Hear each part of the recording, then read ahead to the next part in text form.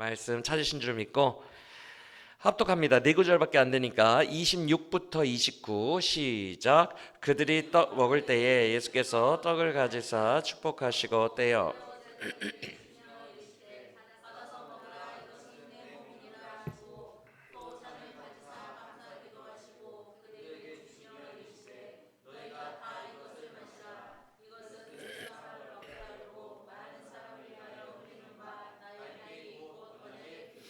그러나 너희에게 이르노니 내가 포도나무에서 난 것을 이제부터 내 아버지의 나라에서 새 것으로 하시니라. 아멘. 오늘 우리에게 주신 말씀도 주의 생명의 말씀이 되기를 원합니다. 이제 오늘부터 살펴볼 26장부터는 분위기가 다시 바뀝니다. 1절을 보시겠어요? 이런 말투가 사실 그동안 설교 끝나고 안 나왔거든요. 그러니까 예수님의 설교, 예수님의 말씀이 설교가 마태복음에는 5권이 있다 그랬죠. 5개가. 설교 뭐 산상수훈이라던가 설교가 끝나고 나서 이런 언급이 없었어요. 그냥 바로 그 다음 절이 예수께서 뭐 어디를 가시면 이렇게 됐거든요. 그런데 26장 1절을 보니까 예수님이 말씀을 다 마치시고 이렇게 돼 있어요. 맞습니까? 이 다라는 단어, 모두라는 단어가 헬라어 원어 성경에도 있더라고요. 이제 모든 말씀을 다 마치신 거예요. 끝. 그러면 26장과 27장에는 어떤 이야기가 펼쳐지겠어요? 당연히 사실상 말씀과 함께 했던 예수님의 사역은 끝났어요. 26장, 27장은 죽으러 가시는 거예요. 우리가 지난 시간까지 살펴봤던 종말론적인 당부, 종말에는 이렇게 해야 된다. 이 당부의 말씀을 끝으로 이제 십자가 지시러 가시는 것입니다. 그래서 2절 이하를 보시면 주께서 제자들에게 뭐라고 말씀하시죠? 2절 이하에서 나 이제 곧 죽을 거다. 예고하십니까? 안 하십니까? 예고하시죠. 그런데 오늘 우리가 함께 26장을 볼 텐데 26장을 제가 어디까지 끊어야 돼? 그러면서 한번 쭉 묵상을 해보니까 끊으려고 전체를 봤는데 하나의 특징을 발견하게 되었어요. 그 특징을 오늘 우리가 말씀으로 나눌 텐데 그건 바로 이 시점까지도 주님이 설교도 다 하시고 모든 사역을 마치신 이제 진짜 죽으시는 것만 남은 이 시점까지도 정신을 못 차리고 있는 부족한 모습을 보이고 있는 제자들, 그 특징이 26장에 보이더라고요. 이거 어디까지 끊어야 돼? 라고 보다가 그래서 너무 대비가 되는 거예요. 제자들은 아직도 이해를 못하고 뭘 이해하고 있어요. 주님 혼자 그 외롭고 험한 길을 걸어가고 계십니다. 이 양쪽이 너무 대비가 돼요. 오늘은 그 부분을 중심으로 주님의 음성을 듣기를 원합니다. 그래서 단락을 쭉쭉 간단히 살펴보며 핵심의 말씀만 체크하며 듣기를 원합니다. 먼저 첫 번째 단락을 보겠습니다. 1절부터 5절인데 2절을 보시면 예수님이 제자들에게 이렇게 말씀을 하십니다. 너희가 이미 알고 있다. 맞습니까? 제자들이 이미 알고 있대요. 그럼 뭘 알고 있다는 걸까? 이틀이 지나면 6월절이다. 이걸 알고 있다는 말일까요? 아니면 내가 십자가에 못 박혀 죽을 거다. 이걸 알고 있다는 말일까요? 퀴즈입니다. 퀴즈. 예수님 입장에서 생각해 보세요. 너희가 이미 알고 있는 게 뭘까요? 그렇죠. 왜냐하면 6월절은 우리나라의 설날입니다. 설날 모르는 사람이 있을까요? 우리나라의 설날이에요. 그래서 6월절은 특히나 3대 절기 중에 유대인들이 가장 잘 챙기는 절기예요. 그래서 학자들에 의하면 6월절이 되면 예루살렘에 100만 명 가까이가 모였대요. 그러면 우리도 설날 명절이 되면 고속도로에 100만 명이 모이죠. 그렇죠? 고속도로에 꽉 차죠. 그 느낌이에요. 설날 준비하셨어요? 선물 사셨어요? 이렇게 물어보는 것처럼 이틀 전이라 그랬죠. 지금 이틀 후가 유월절이라 그랬죠. 예수님이 이틀 전이면 다들 시끌벅적 예루살렘 분위기도 난리도 아닙니다. 이해가 되십니까? 그런데 설마 이틀 후에 유월절이라는 것을 너희가 아는 바라라고 하셨겠어요? 지금 다 난리인데. 그러면 어떤 것을 너희는 이미 다 알고 있다라고 예수님이 말씀하신 거예요? 십자가에서 죽을 것을 너희는 다 알고 있다라고 말씀하신 거예요. 왜? 예수님께서 제자들에게 나 이제 죽을 거야 라는 이야기를 16장, 17장, 20장에서 3번이나 하셨기 때문에. 그리고 20장 때는요 진짜 자세하게 어떻게 고난을 받고 십자가에서 못 박혀 죽을 거다라는 세세한 내용까지 다 얘기하셨어요. 이미 16, 17, 20장에서 3번이나 얘기했기 때문에 지금이 4번째죠. 너희는 이미 알고 있다 라고 말씀하신 것입니다. 이해가 되십니까? 그런데 이렇게 예수님이 나 유월절에 죽어, 이틀 뒤에 죽어 라고 예고를 하셨는데 그 예고와는 좀 달리 3절 이하를 보시면, 눈으로 보세요. 종교 지도자들이 가야바의 관정에 모여 의논을 하는데 4절에서 우리가 말이야 예수를 잡아 죽이긴 해야 돼. 그런데 5절, 그런데 6월절 명절에는 막 100만 명 모이고 하니까 우리가 섣불리 예수를 건드렸다가 밀란이 일어날 수도 있으니 명절 이후에 하는 거 어때? 이렇게 의논을 했대요. 맞습니까? 예수님은 방금 어느 때에 본인이 죽을 거라고 예언하셨죠? 명절에 죽을 거라고 예언하셨죠? 그런데 그 예언한 것과는 달리 종교 지도자들은 뭐라고 지금 결의를 하고 있어요? 명절 끝나고 하자 이렇게 얘기를 하고 있다는 거예요. 맞습니까? 그러면 이 첫 번째 단락에서 우리는 2가지를 기억하고 갑시다. 2가지의 정보를. 첫째, 제자들은 이미 알고 있었다. 뭐를? 십자가에서 죽으실 것을 제자들은 이미 알고 있었다. 이 정보 하나 갖고 가세요. 아시겠죠? 그리고 또 하나, 종교 지도자들은 명절 후에 이 일을 하자고 결의했다. 이 2가지의 정보를 기억하셨습니까? 그럼 다음 단락으로 가봅시다. 6절 이하의 이야기를 보면 그 유명한 이야기가 나옵니다. 몰 부은 여인, 향유 옥합 깨뜨려 부은 여인 이야기. 여러분 다 아시죠? 다 들어보셨죠? 그런데 그 장소가 6절을 보니까 어디래요? 베다니의 나병 환자 시몬의 집. 여러분 절 보세요. 베다니는 원래 이름 자체가 가난한 자들의 집이라는 뜻이에요. 베트애니아, 가난한 자들의 집. 그러면 베단이라는 이름 자체가 그래요. 우리로 표현하면 빈민가예요. 맞습니까? 이름이 그래. 마을 이름이 빈민가야. 아우 참 수치스럽게. 그럼 그곳에 사는 사람들이 다 어떤 사람들이에요? 빈민들이 살아요. 그런데 여러분 오늘날에도 님비 현상이라고 여러분들 아시죠? 냄비 아니고 님비. 님비 현상이 뭐예요? 부촌에 사는 사람들이 자기 동네에 교도소가 들어온다. 혹은 핵발전소 같은 게 들어온다. 그러면 부촌에 사는 부자들이 바로 피켓 들고 어떻게 해요? 우리 동네에 들어오지 마라. 시위하죠. 그게 님비 현상이에요. 불쾌하거나 유해한 시설이 들어오면 절대 못 들어오게 막습니다. 그게 부촌의 모습이에요. 그렇죠? 그러면 질문.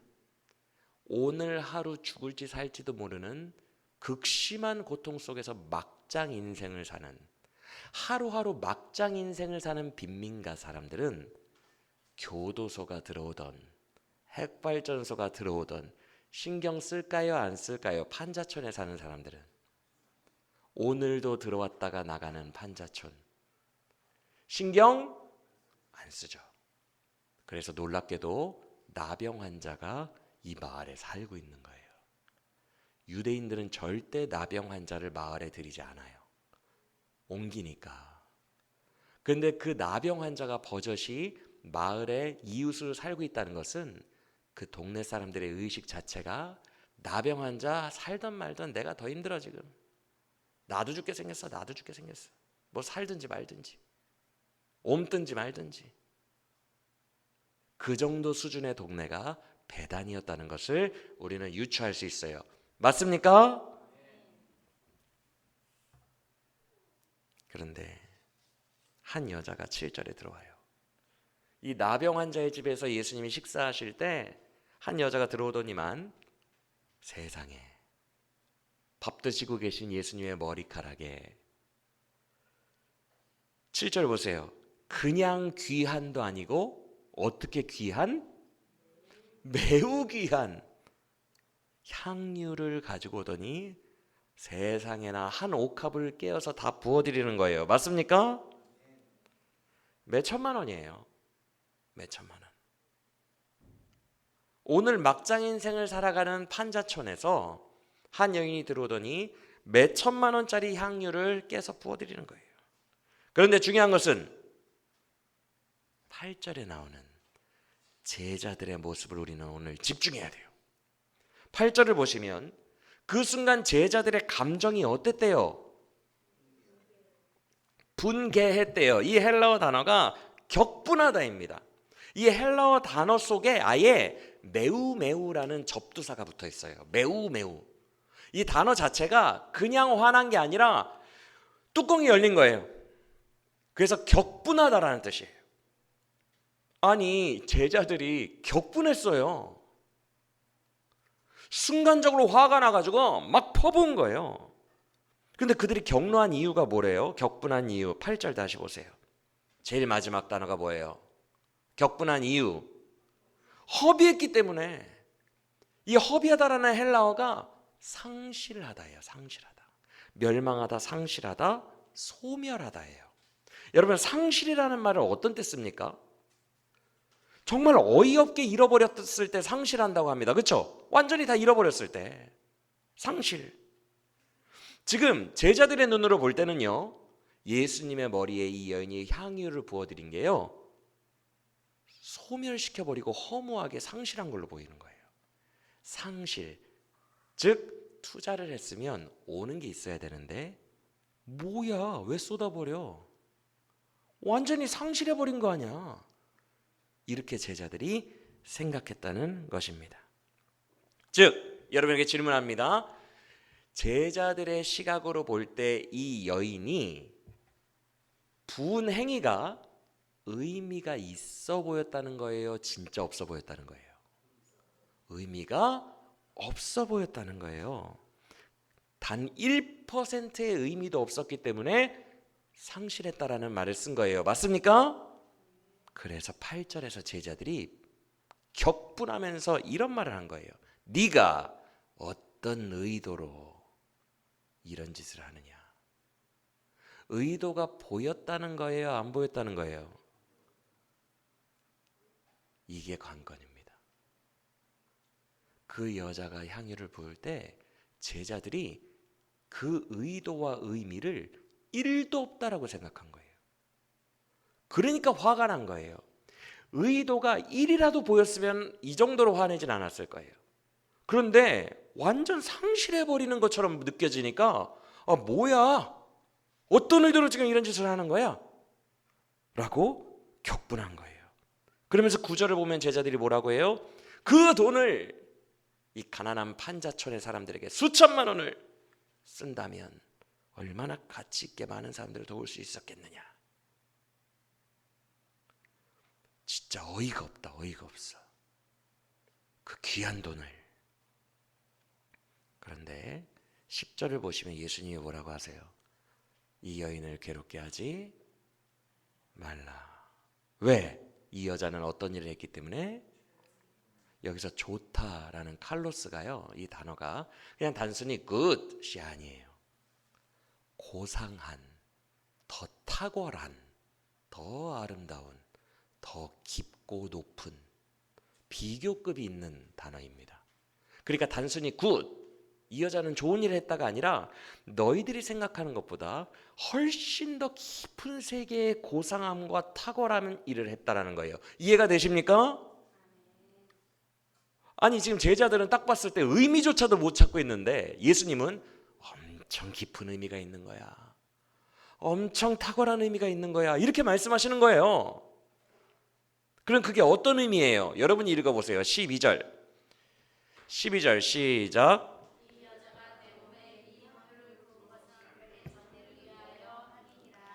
할렐루야. 절 보세요.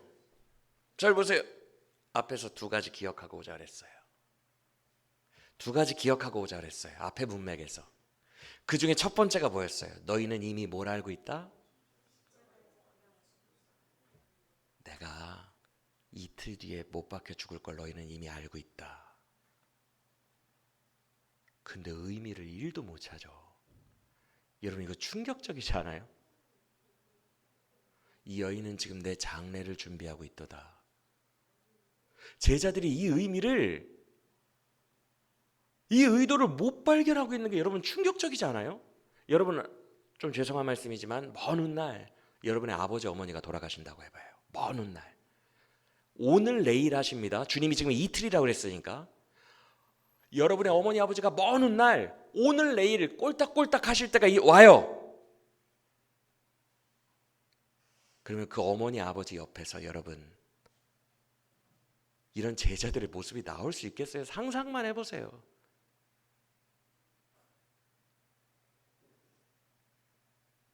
어머니 아버지가 편하게 돌아가시게 해야지. 가실 때라도 잘 보내드려야지. 어머니 아버지의 장례를 생각하는데 골몰하지 않으시겠어요, 여러분들은? 당연하죠. 그런데 이 여자가 제자도 아닌데 예수님의 장례를 생각합니다. 이틀 뒤에 죽으시니까 그 마음이 아파서 장례를 준비하러 오는데 충격적인 것은 예수의 제자라는 인간들이 이틀 후에 죽을 어머니 아버지의 모습을 보고도 의도를 모르는 거야. 전혀. 이틀 후에 죽는다는데 왜 이런 짓을 하는지를 모르는 거예요. 제자라는 인간들이. 충격적입니까? 아닙니까? 왜 그러죠? 주님 사랑하는 마음이 단 1%도 없다는 거예요. 단 1%도.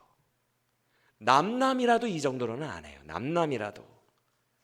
주님 사랑하는 마음이 1%도 없으니까 돈만 보이는 거예요. 돈만.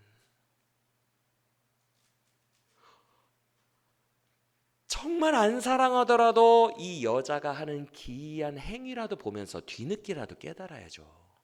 아 맞아. 주님이 이틀 뒤에 죽으시지.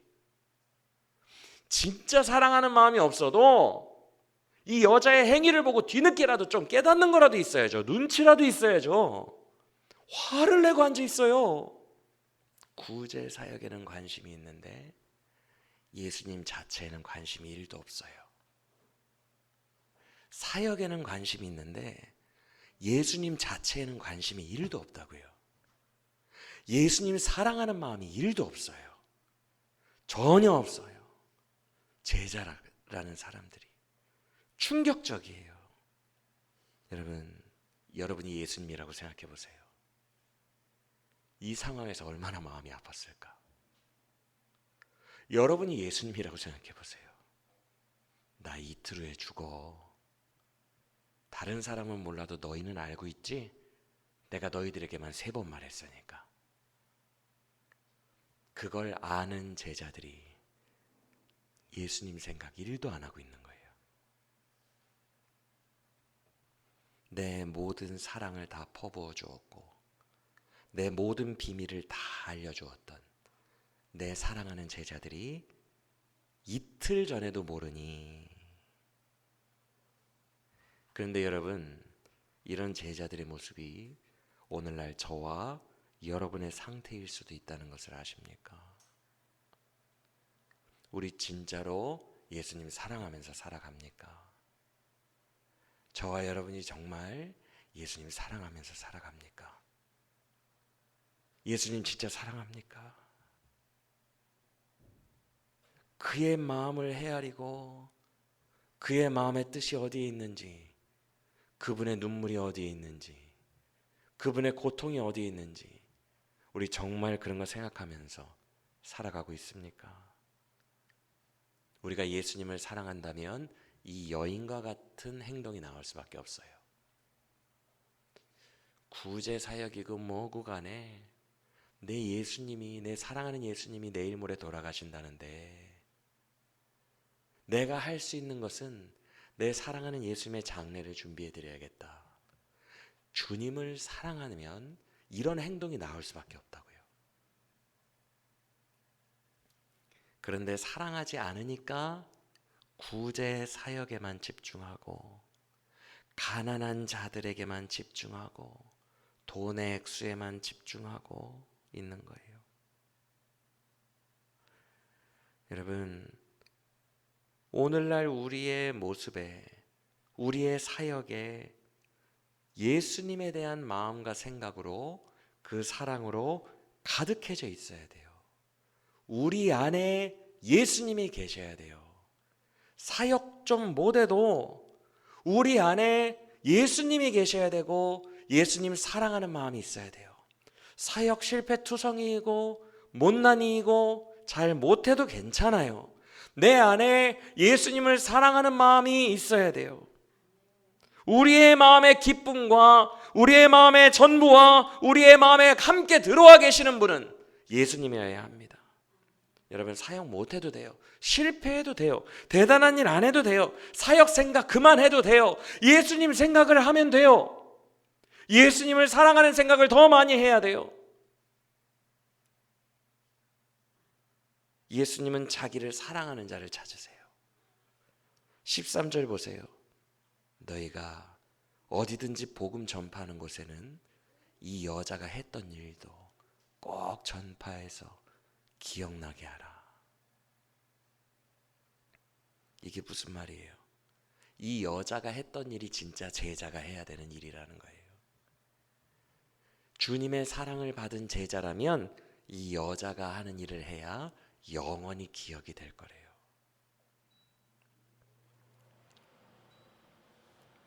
여러분, 오늘 우리 스스로를 돌아봅시다. 나는 진짜 예수님을 사랑하는가? 그분 생각밖에는 없는가? 마치 사랑에 빠진 사람처럼 내 사모하는 예수님 생각으로 그분의 마음으로 가득한가? 아니면 그런 마음이 내 안에 상실되지는 않았나? 향유를 왜 상실해? 라고 경노하는 내 마음 속에 예수님을 사랑하는 마음이 정작 상실되지는 않았나? 그것을 돌아보기를 원합니다. 그런데 이 사건만으로도 참 충격적이고 슬픈데 예수님이 그 다음 단락에서 계속해서 우리 같은 제자들 때문에 얼마나 슬프신지 그 다음에 슬픔의 단락들이 이어집니다. 14절 보세요. 14절 이하에서 가룟 유다가 나와요. 근데 14절의 첫 단어가 뭐예요? 그때예요. 즉 향유를 낭비한, 그 여인이 수천만 원을 낭비한 때에 예수님이 그 여자 편을 들었을 때, 예수님이 그 여자 편을 들었을 때 그때에 유다는 결정해버린 겁니다. 뭘요? 예수님 팔아야겠다. 여러분 잘 들으세요. 가룟 유다는 분노했어요. 회의감을 느끼면 이런 반응이 안 나와요. 여러분, 나 신앙생활에 회의감 느낀다. 그러면 분노가 아니라 그냥 떠납니다. 회의감을 느끼면요, 조용히 떠나게 돼요. 지금 가룟 유다는 뭐야, 저런 여자 편만 드는 예수님 뭐야, 회의감 느껴져. 그러면 떠났을 거예요. 그가 예수님을 적극적으로 팔았다는 것은 분노한 겁니다. 회의감을 느낀 게 아니라 분노한 거예요. 왜? 내가 원하는 그림대로 안 되니까 분노한 거예요. 여러분, 주님을 사랑해야 할 제자들이 내가 원하는 그림대로 주님이 안 해주시면 주님께 원망하고 분노하는 거예요. 오늘날 우리는 어때요? 내가 원하는 그림대로 안 되면 예수님을 원망하고 분노합니다. 심지어 내가 원하는 그림대로 안 되면 교회를 떠나고 예수님을 떠나버리고 저 밖에서 세속 사람들과 함께 예수님 욕을 하고 교회 욕을 합니다. 적극적으로 가룟 유다처럼 욕에 동참합니다. 내가 교회 가보니까 그 개독교야. 적극적으로 가룟 유다가 되어 불신자들과 함께 교회를 욕하고 예수님을 욕하고. 왜? 내가 원한 그림대로 안 돼서 교회를 나왔으니까 분노하는 거예요.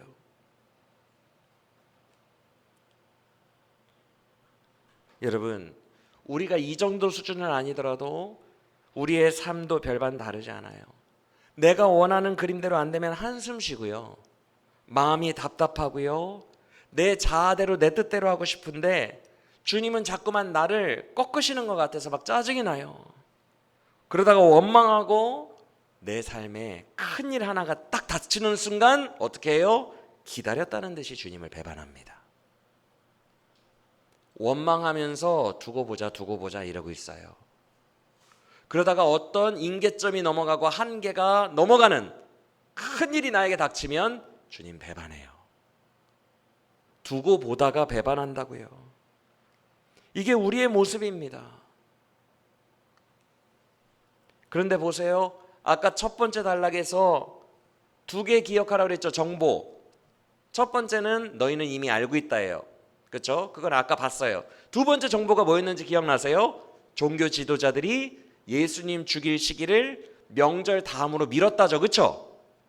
근데 그걸 앞당긴 자가 있어요. 사탄과 예수님의 대적자들이 미룬 것을 그 징벌의 날, 심판의 날, 그 슬픈 날을 사탄도 미룬 것을 앞당긴 자가 있다고요. 그게 누구예요? 제자예요. 사탄도 하나님의 나라에 피해 주는 걸 미룬 걸, 그 피해를 앞당긴 자가 있어요. 그게 우리예요. 제자라는 인간들이 하나님 나라에 도움이 되는 게 아니라 본인의 그림, 본인의 자아가 너무 중요하여 그 하나님의 나라의 손실을 앞당기고 있는 거예요.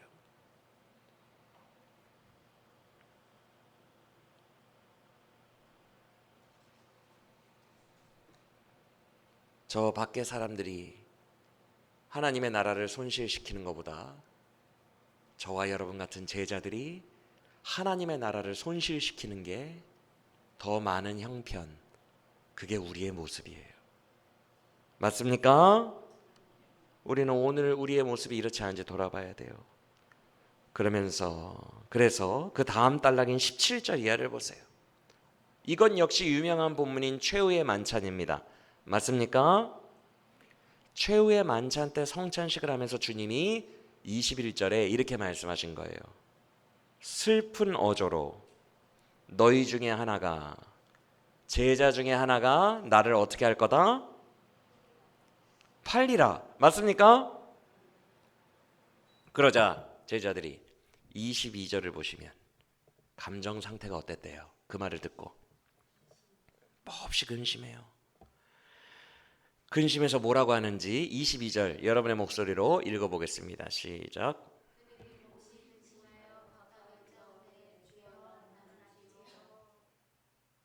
뭐라고 물어봐요? 주여, 나는 아니죠. 그리고 25절을 보시면 뒤늦게이지만 가룟 유다도 역시 말투는 달라요. 주여라고 안 부르고 랍비라고 불러요. 왜? 이미 팔기로 작정했으니까. 배신하기로 결단했으니까 주여라고는 감히 못 부르고 랍비라고 부르지만 어찌됐건 그 뒤에 말은 똑같아요, 안 똑같아요? 똑같아요. 뭐라고 하죠? 주여, 나는 아니죠. 진짜 중요한 게 있어요. 여러분 한번 생각해 보세요. 이 12제자가 다 뭐라고 물어봤어요? 주여, 나는 아니죠? 여러분, 이게 말이 된다고 생각하세요?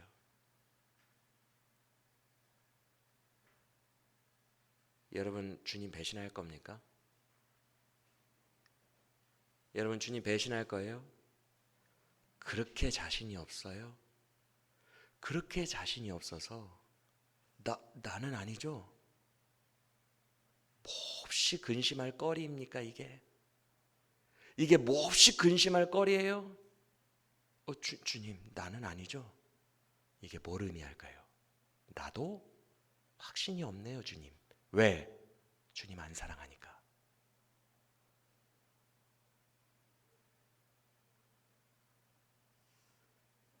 여러분, 충격적인 거예요. 제가 제 제자들인 은성이와 은총이에게 이렇게 물어봤다고 해봐요. 야, 나 나중에 늙고 볼품 없어지고 너희들 전성기 되면 나 안 잊을 거지? 그랬더니 은성이 은총이가 그럴까요? 그랬다고 해봐요. 몹시 근심해요. 몹시 근심하더니 내가 그럴까요? 그러면 제 입장에서 뭐야 얘네 왜 이것조차도 고민해? 상처가 될까요 안 될까요? 예수님 입장에서 12명이 다 나는 아니죠. 뭔가 불안한데 나는 아니죠. 주님 사랑하는 애가 하나도 없어요.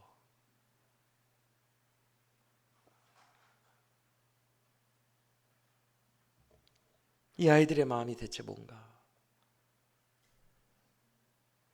이렇게 생각 안 하겠느냐는 거예요. 본인에게도 자신이 없어. 여차하면 주님 팔아먹을 수도 있다라고 스스로 생각하는 거예요. 나도 내 인생에 엄청난 한계가 닥치면 주님 배신할 수 있다. 본인 스스로 그렇게 생각하고 있기 때문에 불안해서 물어본 거예요. 여러분, 이 질문을 지금 주님이 듣고 계세요. 지금 주님의 여정을 보세요. 얘들아, 나 이틀 후에 죽어. 제일 사랑하는 제자들이 이틀 동안 주님 가슴에 못을 박고 있어요.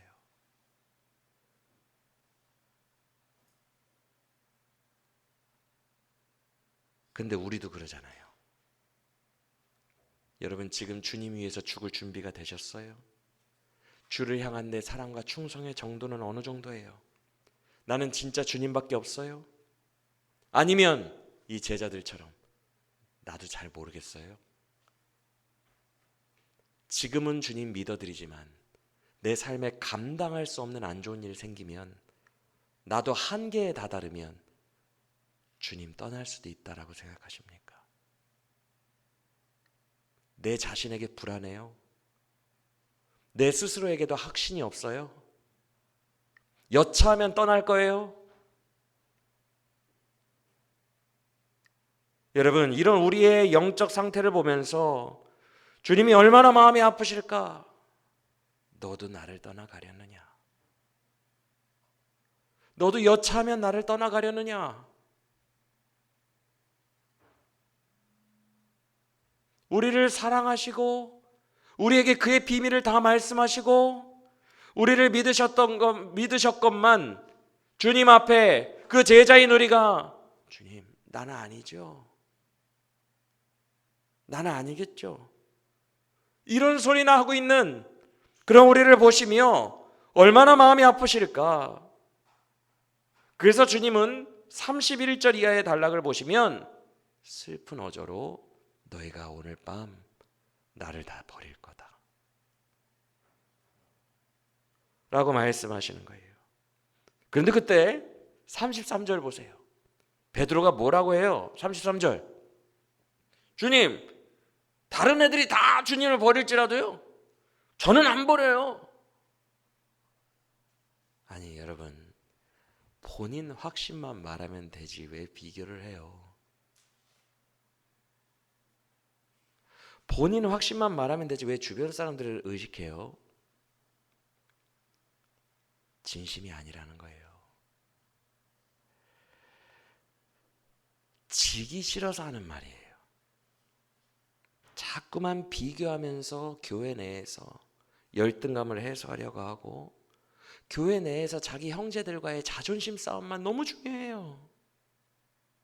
교회 내에서 내 자존심, 지기 싫다, 나 건드려, 열등감, 사람들과 비교하며 미워하며 갈등하며, 여기에 온통 신경이 팔려 있어요.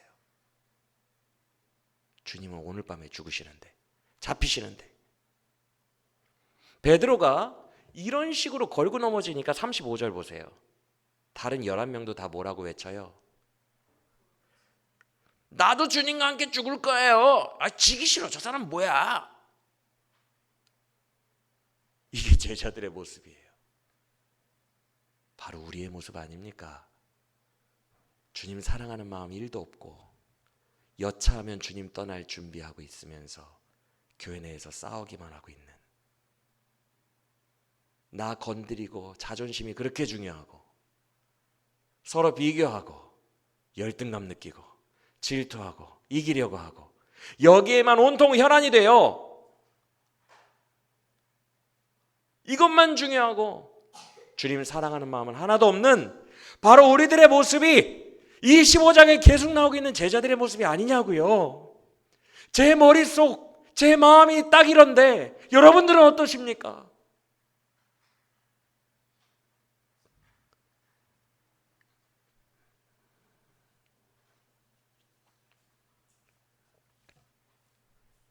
말로는 주를 위해서 죽겠다고 하고 주님과 함께 가겠다고 하지만 주님과 전혀 상관없는 거예요. 이들 어떻게 되죠? 결론? 여러분들이 잘 아시다시피 베드로 몇 번 부인해요? 3번 부인하고 뒤로 가서 56절을 보세요. 뭐라고 말씀합니까? 이에 제자들이 다 예수를 버리고 도망하니라. 불과 한두 시간 전에 주와 함께 죽을 거라던 자들이 서로 지기 싫어가지고, 내가 더 사역 잘해요, 나를 지지해 주세요, 내가 더 잘해요, 서로 비교하면서 같은 교회 내에서 악의 다툼에만 신경 쓰고 있던 그들이 불과 2시간 후에 다 주님을 버립니다. 맞아요?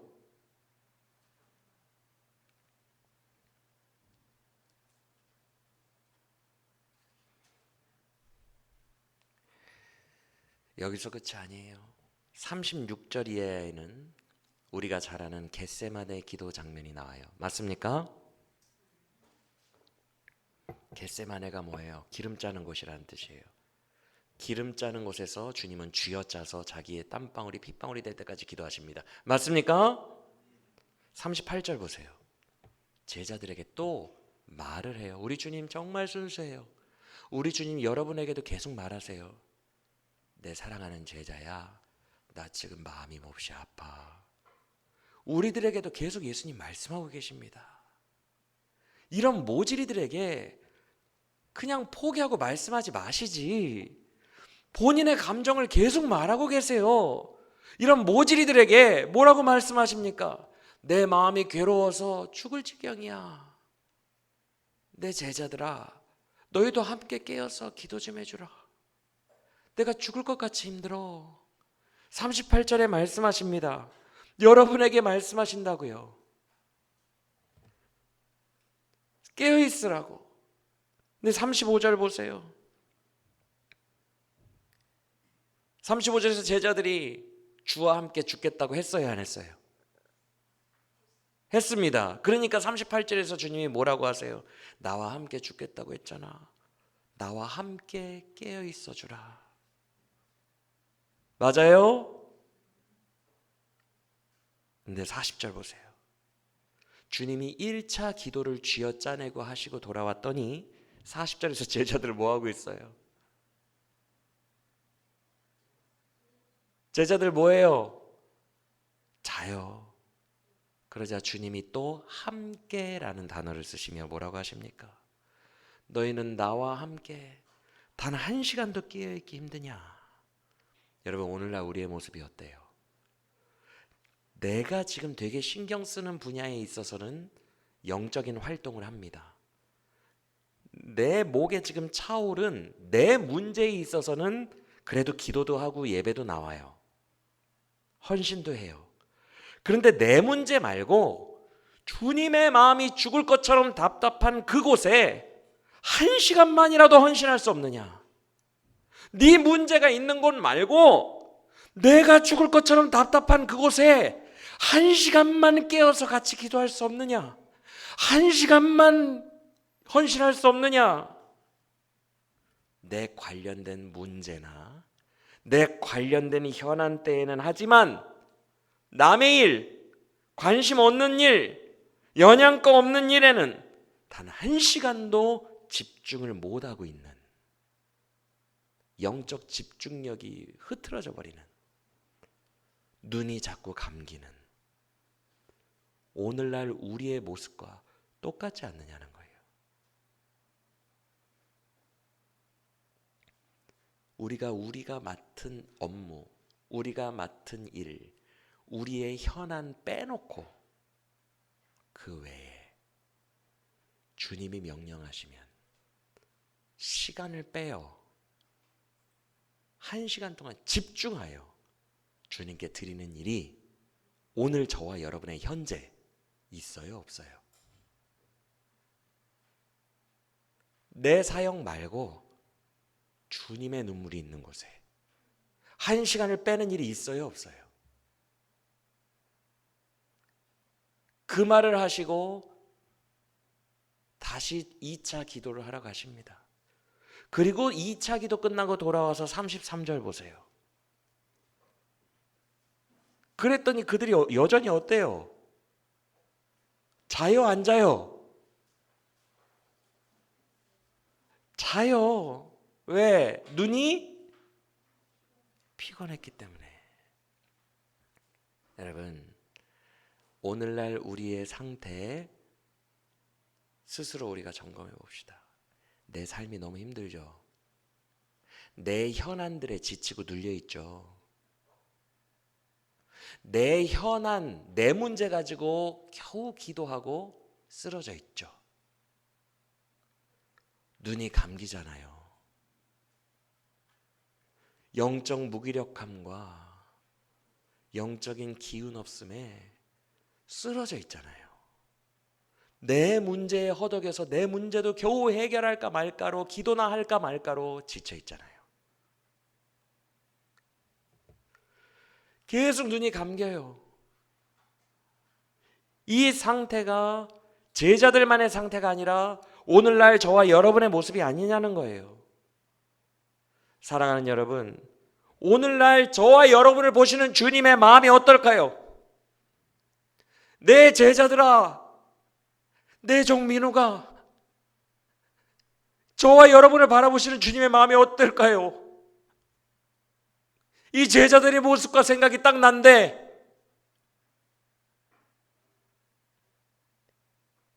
주님의 마음이 얼마나 답답하고 슬프시고 외로울까? 제자들이라고 세워놨더니 주님께 일반인들보다도 더 관심 없고 주님 사랑도 안 하고 여차하면 주님 배신할 생각이나 하고 있고 단 한 시간도 주님을 위하여 깨어있지 못하고 주님과 함께하지 못하고 오히려 하나님 나라의 손실을 가지고 오는 제자라고 세워놨더니 제자다운 걸 하나도 하지 않는 우리의 모습을 볼 때 주님이 얼마나 절망하시겠느냐는 거예요. 이 모습이 우리의 모습임을 인정하십니까? 그러면 우리는 어떻게 돼야 마땅해요?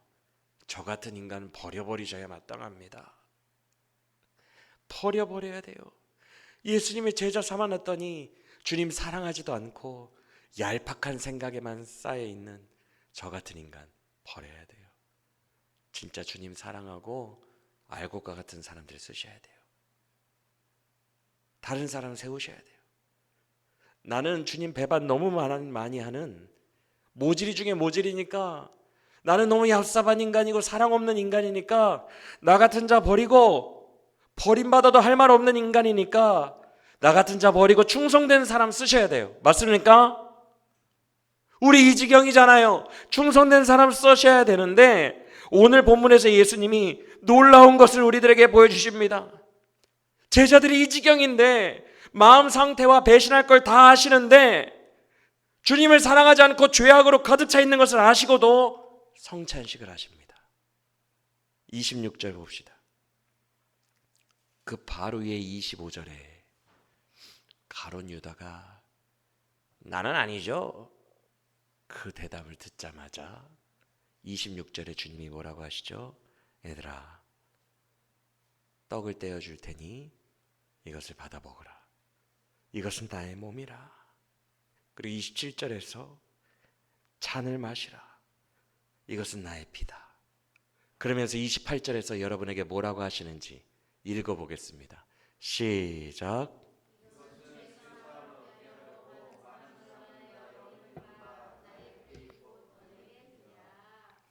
이 피와 몸을 자격 없는 우리에게, 제자들에게 먹어 얼른 마셔 라고 주신다는 거예요. 버림받아 마땅한 모질이 같은 인간들에게 내 피와 살을 얼른 먹어. 왜? 이것은 무엇을 위한 피예요? 죄사함을 위한 피니 이것을 먹으라. 우리같이 못난 제자들을 보시며 내가 너에게 몹시 실망했다. 해도 너무한 거 아니냐. 어쩜 그럴 수 있느냐. 내가 너에게 무엇을 주었는데 네가 어떻게 이런 생각을 가지고 살 수 있느냐. 책망하신 게 아니라 저와 여러분을 보시며 오늘도 떡과 잔을 예배 가운데 주시는 거예요. 할렐루야. 너는 이걸 받아 먹으라. 여러분에게 주십니다. 내 몸과 피를 먹고 죄사함을 받으라 라고 말씀하십니다. 할렐루야. 이것이 여러분을 향한 예수님의 마음을 믿으시길 바랍니다. 그러더니 그 어떤 제자도 알아주지 않는 그 외로운 주님이 이렇게 다 먹이시더니만 뭐라고 하십니까? 혼자 이를 악무세요. 혼자 이를 악물고 주먹을 꽉 쥐시더니 29절을 말씀하십니다. 읽어보겠습니다. 29절 시작. 그러나 너희에게 이르노니 내가 포도나무에서 난 것을 이제부터 내 아버지의 나라에서 새 것으로 너희와 함께 마시는 날까지 마시지 아니하리라. 할렐루야. 나는 반드시 너희와 함께 내 아버지 나라에서 다시 이 기쁨의 포도주를 마실 거야. 나는 이 길을 걸어갈 거야. 너희는 내 피와 살을 마시고 죄의 사함을 받아 내 아버지의 나라에서 함께 기뻐하자꾸나. 너희는 나를 배신하지만 나는 너희를 끝까지 끌고 가서 함께 반드시 내 아버지의 나라에서 너희와 함께 기뻐할 거야 라고 말씀하시며 그 길을 가셨다는 거예요. 할렐루야. 이것이 바로 여러분을 향한 예수님의 마음입니다. 주님을 사랑하지 않고 언제든지 배반할 준비를 하고 있는 우리를 향한 예수님의 마음이고 의지예요. 나는 너희와 함께 반드시 새 나라로 갈 거야. 그리고 오늘 우리에게 이렇게 말씀하십니다. 46절 읽어보겠습니다. 46절. 수많은 배반과 절망을 안겨드린 제자들에게 주님이 이렇게 말씀하십니다. 시작.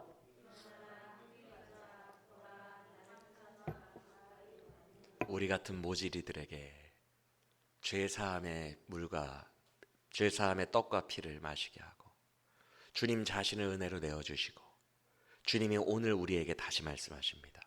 모질이처럼 잠이나 자고 있고 모질이처럼 주님 사랑하지 않고 모질이처럼 언제든지 주님 배반할 기회만 노리고 있는 이런 우리들에게 일어나 나와 함께 가자. 주님과 함께 하지를 않는 우리들에게 주님은 계속 함께라는 단어를 쓰시며 나랑 함께 가자. 어디로? 나를 파는 자가 있는 곳, 십자가의 그 길로 나와 함께 가자. 다시 우리를 초청하십니다. 제자로. 할렐루야. 말씀을 마칩니다. 사랑하는 여러분, 우리를 향한 예수님의 마음이 꼭 이래요. 나는 주님을 늘 배반하고 우리가 우리 마음 상태 알잖아요. 이 제자들에게서 보인 세 가지의 모습이 딱 내 모습이잖아요. 그 이상도 이하도 아니잖아요. 이렇게 못난 자들이 우리예요. 충격적일 정도로 못났어요. 충격적일 정도로. 세상 사람들이 우리 사는 모습과 우리의 생각을 들여다보잖아요. 충격받을 거예요. 아니, 제자들이 향유 부은 거 의도도 몰라? 내일 모레 죽으시는데? 아니, 기독교인이라는 자들이 그것도 몰라? 아니, 목사라는 자가 그것도 몰라? 충격이에요. 주님, 나는 아니죠. 이렇게 말하고 있는 우리의 모습을, 우리의 생각을 세상 사람들이 보면 충격받을 거예요. 목사 맞아? 제자 맞아? 어떻게 저런 생각을 하고 있지? 우리는 충격적인 제자들의 모습 그대로 살고 있는 자들이에요. 그렇게 못난 우리들인데, 향유옥합 본 일반인 여인만도 못한 게 우리들인데, 그런 모질이 같은 우리를 버리셔도 되는데 주님은 다시 십자가의 은혜로 초청하시고, 너는 받아먹으라, 너희는 받아먹으라, 내 피와 살을 받아먹으라, 죄사함을 받으라, 그리고 나와 함께 가자. 일어나 나와 함께 가자. 내가 새 나라에서, 아버지의 나라에서 새 것으로 너희와 함께 먹는 그날까지 나와 함께 가자 라고 모질이 같은 우리들을 다시 초청하신다는 것입니다. 이것이 오늘 저와 여러분을 초청하시는 예수님의 말씀임을 믿으시길 바랍니다. 오늘 이 말도 안 되는 사랑 앞에 우리의 마음을 찢으며 애통하며 다시 주님 사랑하며 나아가기로 결단하기를 바랍니다. 주님 사랑하는 마음이 회복되기를 원합니다. 우리 안에 있는 모든 잘못된 제자의 모습들을 버리고, 다 필요 없어요. 다 의미 없고, 주님 사랑하는 마음 상실한 게 있다면 그거 다시 되찾으려고 나아가는 우리 모두가 되기를 간절히 원합니다. 일어나 나와 함께 가자. 눈이 졸려가지고 지금도 눈 비비고 정신 못 차리고 영이 잠들어 있는 우리에게 일어나 함께 가자 라고 손 내미시는 그 은혜의 손을 붙들고 아버지의 나라에서 주님과 함께 새 포도주를 마시며 잔치를 즐기는 그날까지, 그 십자가의 길, 제자가 가야 하는 주님 사랑하는 길, 그 길을 걸어가는 저와 여러분들 되시기를 예수님의 이름으로 간절히 축원합니다.